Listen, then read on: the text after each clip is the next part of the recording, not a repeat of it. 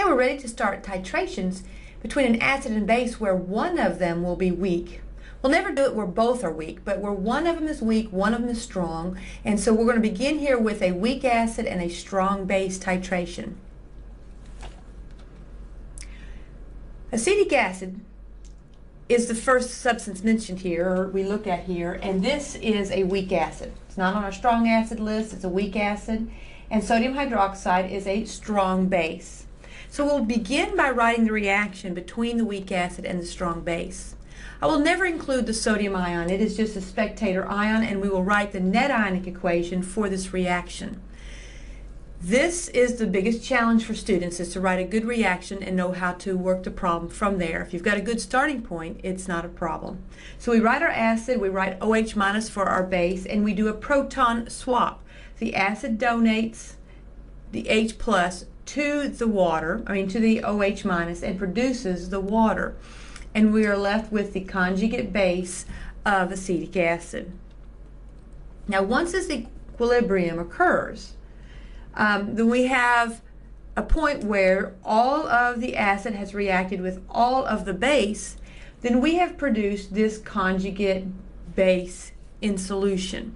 And this conjugate base, which is the acetate ion, will undergo an equilibrium in water. Now, this reaction of it in water is an equilibrium, so we put the equilibrium arrows. Again, it's just a proton swap. The water is behaving as the acid, and it will donate one of its protons to the anion here to produce acetic acid and hydroxide. So at the equivalence point, we have this weak base that has been produced. And what do we mean by equivalence point? Where we've just consumed all of the acid and all of the base. We have produced this conjugate base, the acetate ion. It is a weak base. It will reestablish an equilibrium with its conjugate acid in water. Because of this reaction here, the solution is basic at equilibrium.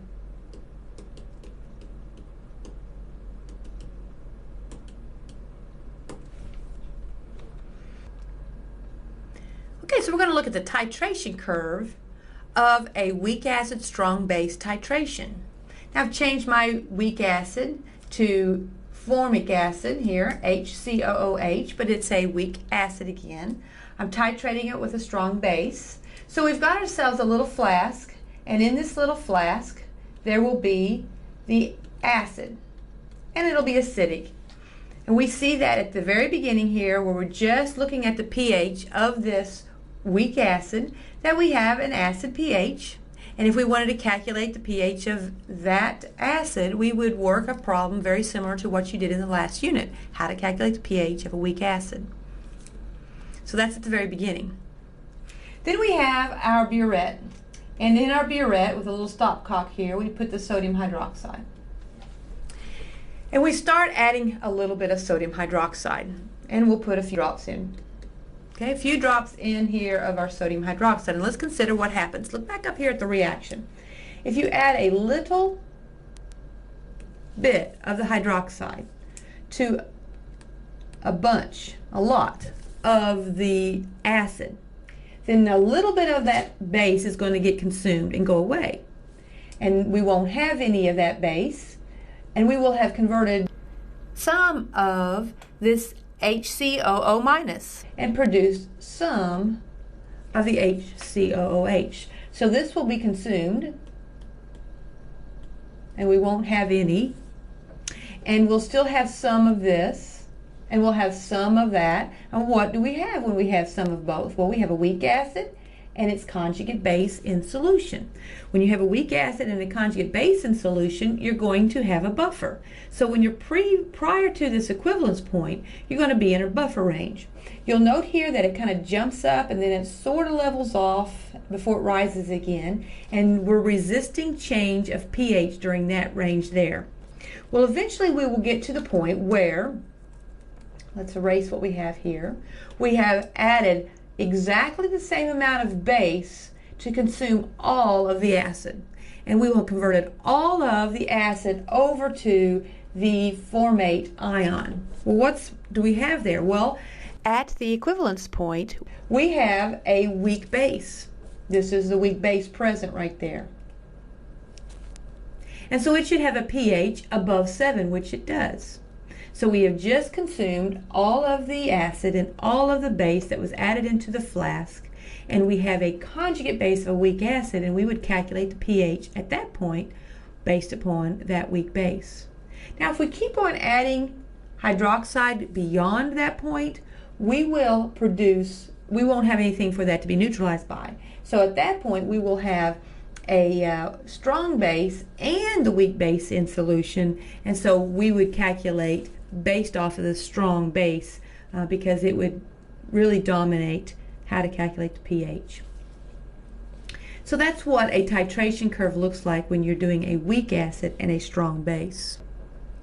So now we're ready to consider an acid being strong and the base being weak. This is still part of learning objective 6, where we're doing a titration where one of them is weak and one of them is strong.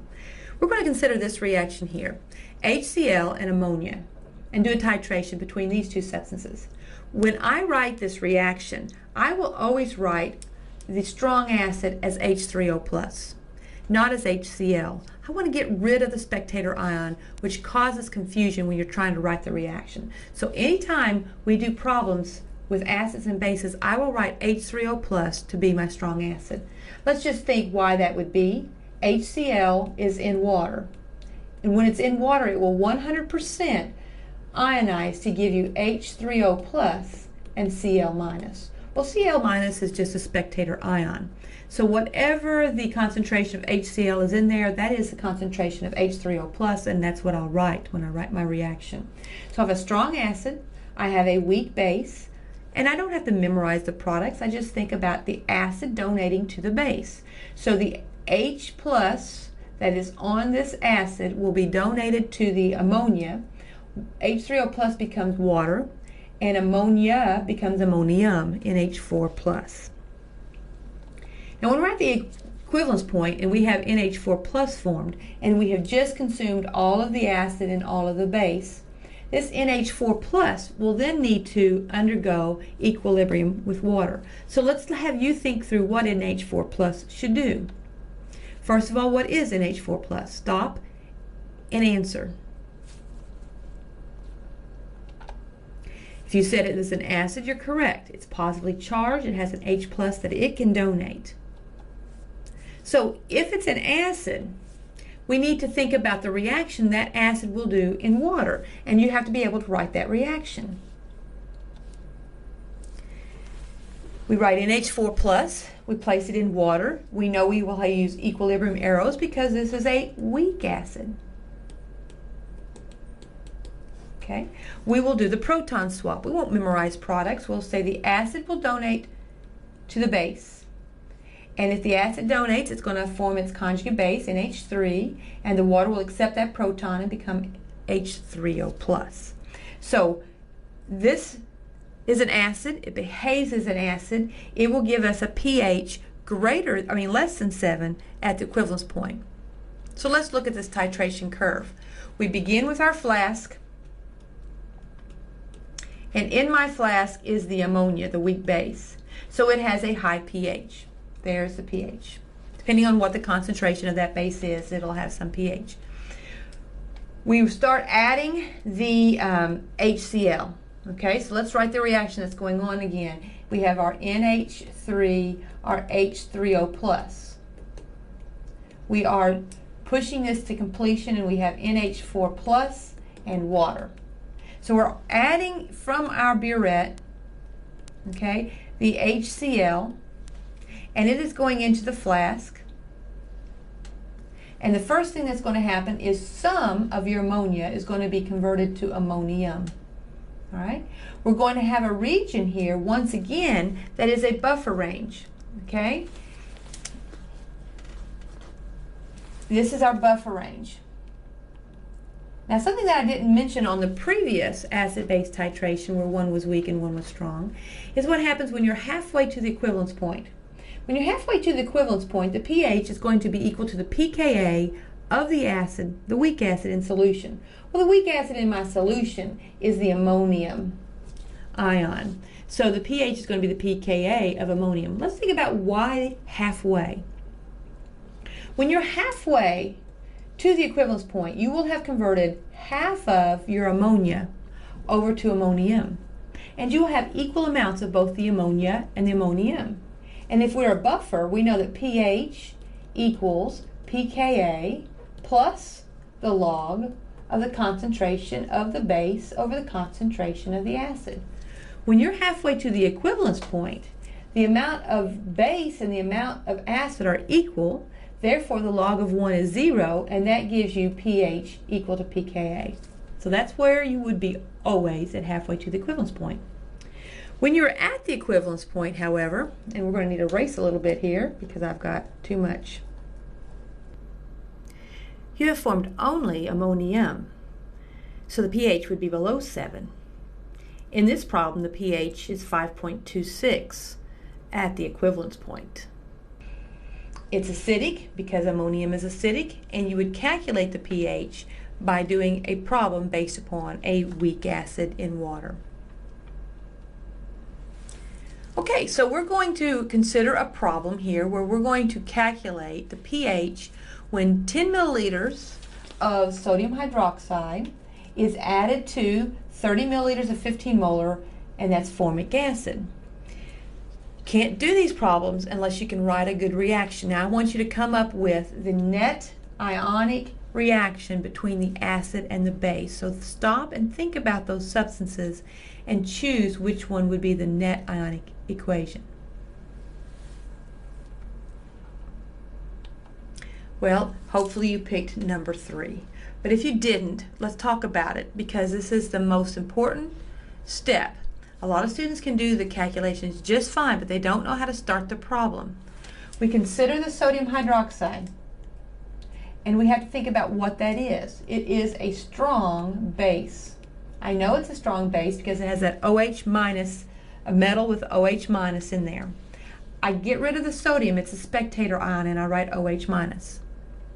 I think about HCOOH. When I see that COO portion, I know it's a weak acid. It's an organic weak acid, and it's going to donate that H at the end. So this is a weak acid.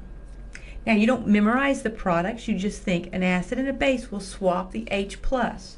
The H plus is this H, not the one on the left, but this H. It's going to donate to the OH minus. If it takes on an OH minus, if the OH minus takes on the H plus, it's going to make water. And if the acid donates its H plus, it's left with its conjugate base ion right there. So we did a proton swap and formed those products. So now we're actually ready to do the calculation. We start with our reaction, OH minus plus HCOOH. We have our products. And since it's a one-way reaction, I'm going to do an ICF table. With an ICF table, I am going to figure out the moles, because that's what you put into an ICF table is moles. The moles of hydroxide. Well, since there's one hydroxide in sodium hydroxide, it'd be the same as the moles of sodium hydroxide. And this is going to be molarity of the sodium hydroxide times the volume of the sodium hydroxide in liters, and that is going to give me 0.0010 moles. And that's what we would place here. Put a 0. Right? Now for the acid, again, we'll take the moles. To get the moles of the acid, we'll take the molarity of the acid times the volume of the acid. It's 30 milliliters or 0.03 liters, and that's going to produce 0.0045 moles of the of the acid. So we'll put it here. We don't have any of the formate ion yet, and I do not care about the water in my table. In an ICF table, I consume until I consume the smallest quantity, so I'm going to consume 0.0010.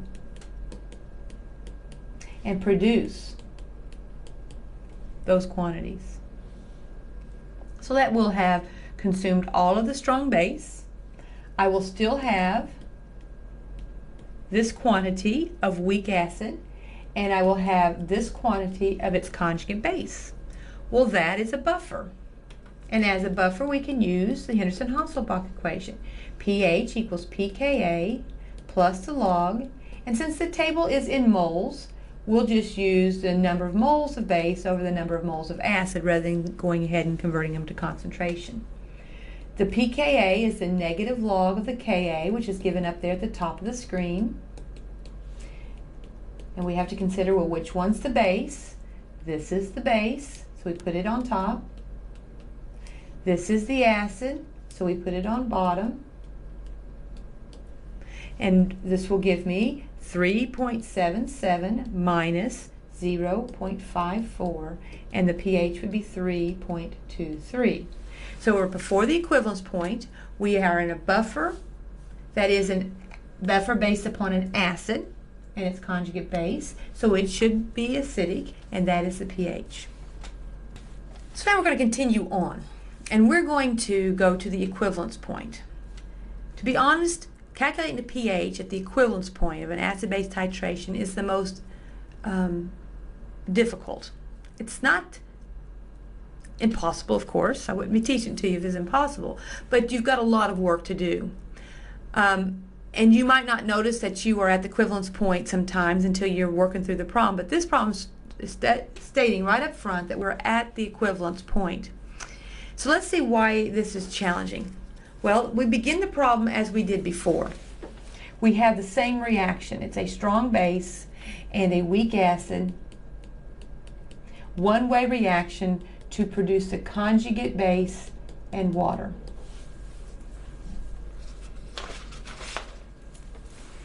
We do our ICF table.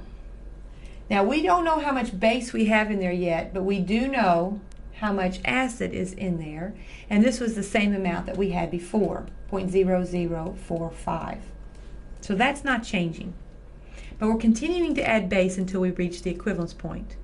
By definition, the equivalence point is going to be the same moles of the base as the acid, so we put in the same exact number right there. Okay? And our I line looks like this. So we've added enough base to consume all of the acid, and so we're going to subtract both of these numbers since they're the same and produce on this side, and that will have consumed the reactants, and I only have a weak base. Put a minus sign there because I said the word base. We have a weak base in solution. And we have only a weak base in solution. So anytime you're at the equivalence point, this is what it's going to look like. You are going to have zeros between these two because at the equivalence point you will have just consumed all of your weak acid with a strong base in this case. And you will have only a weak conjugate sitting over on this side. And so this is a weak base. We need to write the weak base reaction.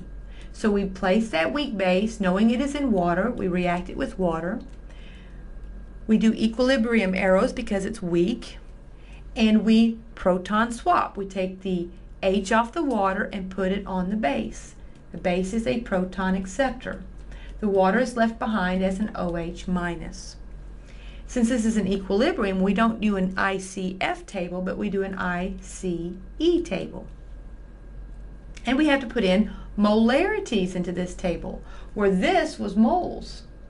So we have to do a little work in order to figure out the molarity. What we have to know is the total volume of that solution. Well, we know we have 30 milliliters of this solution. What we don't know is how many milliliters of the base we had to use in order to get to the equivalence point.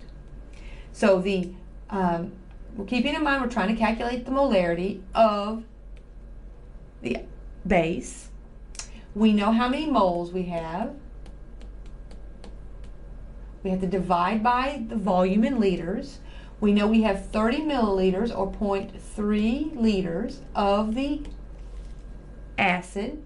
So to figure out the liters of the base, we're going to have to consider the fact that we added this many moles of base, and we know the molarity of the base. So if we know moles and molarity, we can get the volume of the base we added. And I'll do that down here at the bottom.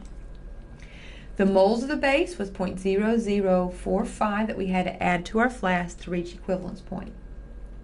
What I want to know is the volume. Well, the molarity of the base was 0.1 mole per liter, and that's going to give me 0.045 liters, and I can put that here. So now I know the total, I know the moles of the base in there, and I know the total volume that is in there, and I can divide those numbers, and I will get a molarity equal to 0.060 molar, and that is what will go in this table. I don't care about the water. Before equivalence point, this is 0, and hydroxide will put 0, although we know that in water it's 1 times 10 to the minus 7, but it's small enough to consider it as 0. I will consume all of this, produce x's on this side, give me 0.060 minus x, x, and x. Students don't generally have trouble filling in that table. You've had a lot of practice doing an ICE table. But at this point, we're ready now to set it equal to our K expression. Well, we have to keep in mind that what we've got sitting right here is a base. This is a base reaction, so we're going to need Kb.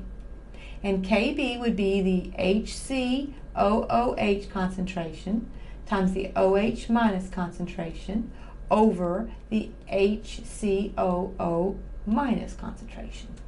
Well, Kb we weren't given, but we were given Ka, and Kb would be 1.0 times 10 to the minus 14 over the 1.7 times 10 to the minus 4. And that's going to be equal to x squared over 0.060 minus x. Now I recommend you stop the video and work through and solve for x, and then resume it once you have an x. Well, did you get an x of 1.9 times 10 to the minus 6? That's what you should have obtained. And once you have determined that, you think, okay, I've determined x. What is x represent? Well, here's x, and x represents the OH minus concentration. So if I took the negative log of that value, that would give me the POH. The POH equals 5.73. And how do we get the pH? Well, the pH equals 14 minus the 5.73. And that's going to be a pH of 8.27. Now let's stop and think if this makes sense. Should the pH at the equivalence point be a basic pH? Well, certainly, because we produced a base that is the substance in this solution when we have reached the equivalence point. So having a pH above 7 is what we should see. Okay, here is a calculation in which we have a strong acid and a weak base. Now I have not given you the formula for that weak base. It is actually CH3NH2. But if you do not know the formula for your base, you can either look it up or just use a B to represent a weak base. Now we're going to calculate the pH at the equivalence point between those. So we're going to write a good reaction. We have H3O plus as my strong acid, and here's my weak base. And it's a one-way reaction because the strong forces it to completion. The acid donates to the base, and it turns the base into its conjugate acid, BH plus. And the acid becomes water. We will do an ICF table, but before we do this, and we're going to do this at the equivalence point, let's think about what the pH at the equivalence point should be. At the equivalence point, we'll have just consumed all of the acid and all of the base, and we have converted it to BH plus, and BH plus is what? It's an acid. And if it's an acid, it should have a pH below 7. So we'll keep that in mind and make sure that we have a pH below 7 when we're finished. So we need to put into our ICF table what? Well, moles. So we have to put moles in. Now they did not give me a volume to use. So we can choose any volume. The pH at the equivalence point is the same whether you do a big vat of it or a small quantity of it. So I'm just going to choose a quantity. I'm going to choose that I am going to have in my flask 10 milliliters of that acid. Now, if we're at the equivalence point, we have to have equal moles, not equal volumes, not equal molarities, but equal moles. So we will worry about the volume of the base that we need to add here in just a minute. But let's take the 10 milliliters of the strong acid. So to obtain the moles of H3O plus, it would be the same as the moles of that strong acid. And that would be the molarity times the volume, and I chose 10 milliliters. And we will have, and that's a 1, we will have 0.0010 moles of the strong acid. And we can place that into our table.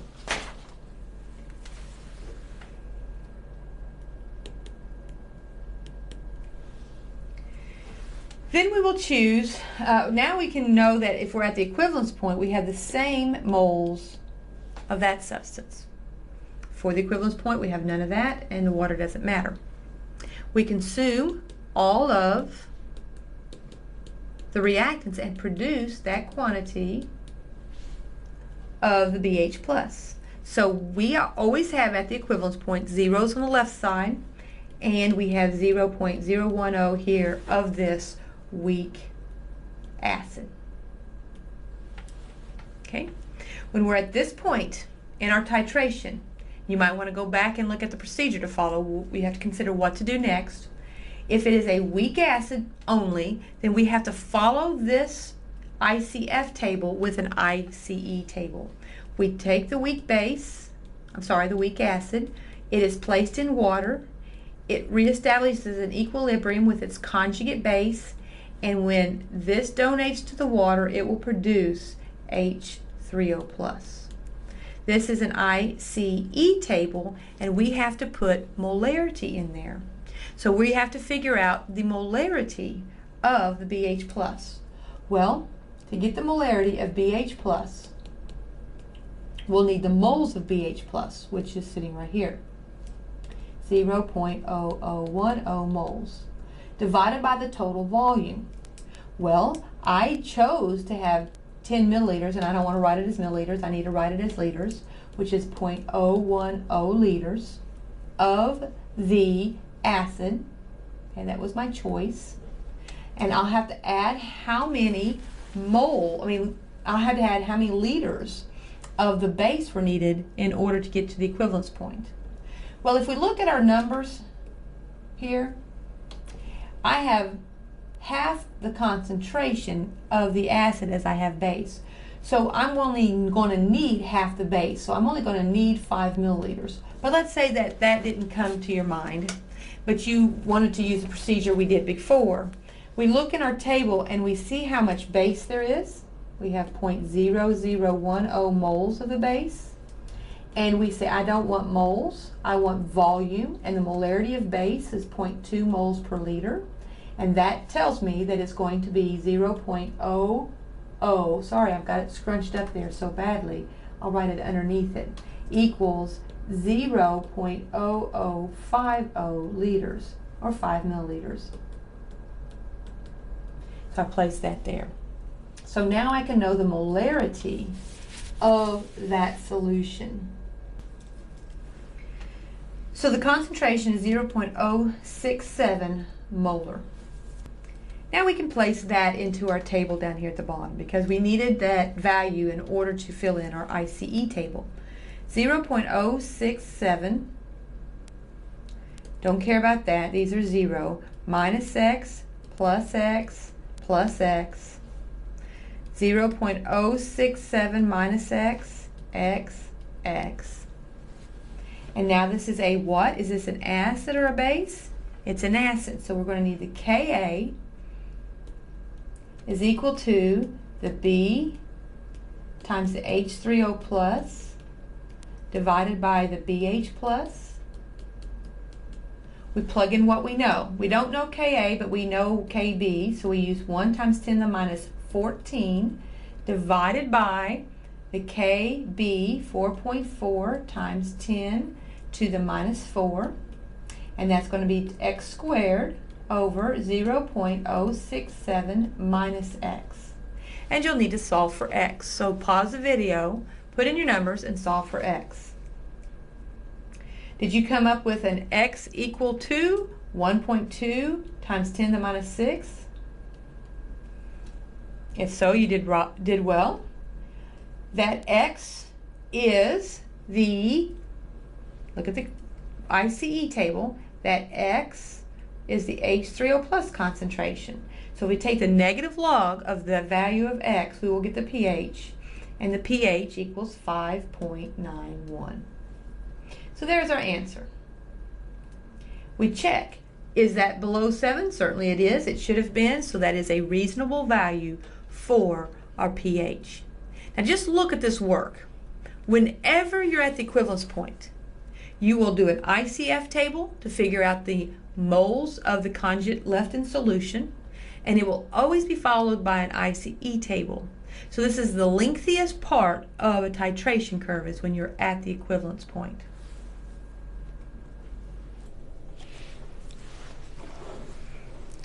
So I have this problem in here to show you that you're not always calculating the pH of a titration. In some former class of chemistry, you may have learned about titrations, and this is a more typical use of a titration. In this problem, we're going to calculate the molar mass of an acid. Now, anytime I want to know the molar mass, what I need to know about that acid is the grams per mole. So if in my sample I knew those two things and divided them into each other, I would know the molar mass.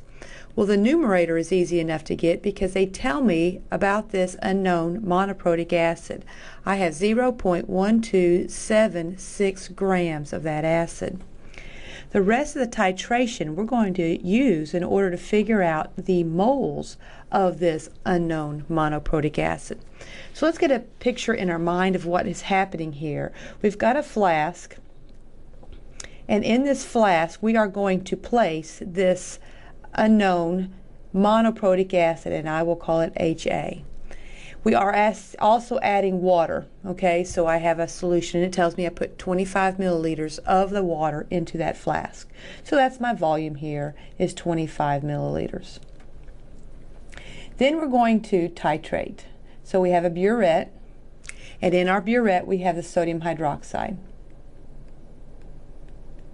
And it tells me we're going to have a certain concentration of that sodium hydroxide, and that it's going to require 18.4 milliliters of that sodium hydroxide to be added to this solution in order to get to the equivalence point. So again, we're not asked about pH. For a reaction of a monoprotic acid with a strong base, we can write this. The acid would donate to the OH minus and leave me with A minus plus water. And we're going to map out what we're going to do here. The known, or the standard solution for this titration, is the sodium hydroxide. And the concentration of sodium hydroxide that we see right up here would be the same as the concentration of the hydroxide, because there's one hydroxide in there. So if I took the molarity given to me and the volume given to me, I would be able to obtain the moles of the hydroxide. This balanced equation tells me that if I know the moles of the hydroxide, then I can get the moles of the HA. It's a 1-to-1 ratio, and that's what I really need, because to get the molar mass, I need the grams of HA, which I already know, and I need the moles of HA. So let's do the work. The molarity of the sodium hydroxide is 0.0633 moles per liter. That's the molarity. I multiply by the volume in liters. This is going to give me, so we see the liters canceling, that'll give me the moles of hydroxide. I don't want the moles of hydroxide really, I want the moles of the acid. And the balanced equation tells me it's a 1-to-1 molar ratio. So the value for this is going to be 1.16 times 10 to the minus 3, and that would be moles of HA. So I found this because I wanted to know the molar mass of my acid, so I will place the 1.16 times 10 to the minus 3 moles here, and that will give for me the molar mass of 110 grams per mole. So we can use a titration to determine the molarity or the molar mass of an unknown. Very often it's used to determine the molarity of an unknown. And I'm just putting this problem in here to help you remember that we don't always use a titration and calculate a pH. We are just learning about the effect of pH or how pH changes during the course of a titration for most of this learning objective. So this is the end of our learning objective 6. We're doing titrations between acids and bases where one is weak and one is strong. This is very challenging for students. It's really hard because there's so many variations and you want to follow one model and one model doesn't work. So I have produced a whole series of worked example problems for you to watch. You need to be continually thinking about, why did she write the reaction she wrote? How do I know that that's what I should write? And if you can do that and get it started and examine what you have in the F line to decide on your next course of action, you will be able to succeed at working through these problems. So work through them, watch me work through them, keep practicing until you feel comfortable with writing the reaction, filling in your tables, and obtaining an answer.